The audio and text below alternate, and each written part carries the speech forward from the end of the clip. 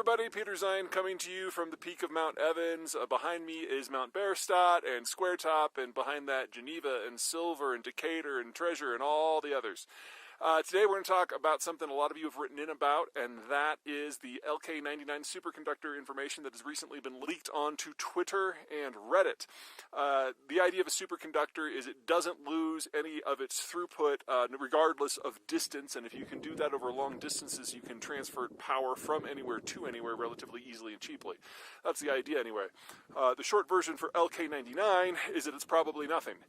The reports in question date back over 15 years, and the only thing that's new is that they were leaked and they were put online. And a number of institutions within Korea, because that's where the first tests were done, have already come out and saying that at best they're flawed.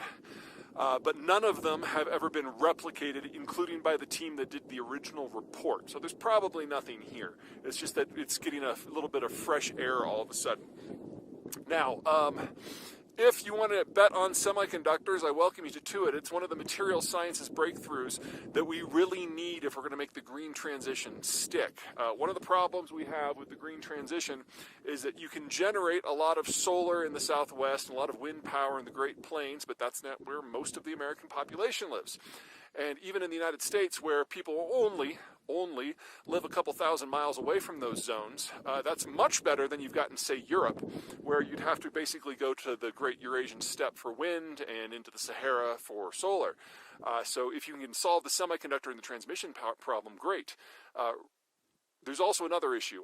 In the United States, because it's hard to transmit power, and very, very, very, very loose rule of thumb, if you transport power about 500 miles, it costs almost as much to do that transmission because of the loss as it does to generate the power in the first place. So you're generally not going to send electricity very far. What that means is in the United States, most electrical concerns, all the utilities, are local. So each town or each county has their own. There are very few large utilities in the United States. And if you want to make solar and wind work at scale, you either need larger and larger and larger entities, or you need the ability to transfer power across jurisdictional lines, especially state and grid boundaries. Superconductors would in theory allow us to do that technically, but we still need the legal structure to do it. Now, you can do high voltage lines, which will double, triple, maybe even quadruple the distance you can send power in an economically viable manner, but until you can cross those boundaries, it doesn't really matter. So what we need now, even before we get superconductors, is multiple acts of Congress to break down the legal jurisdictions to allow power to be sent large distances. And as soon as Congress does that, a number of states will sue, because right now this has been a local and a state legal prerogative.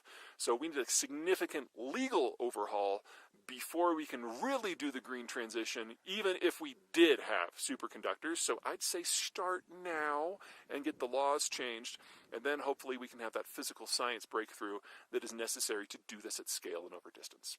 Okay, that's it. Take care.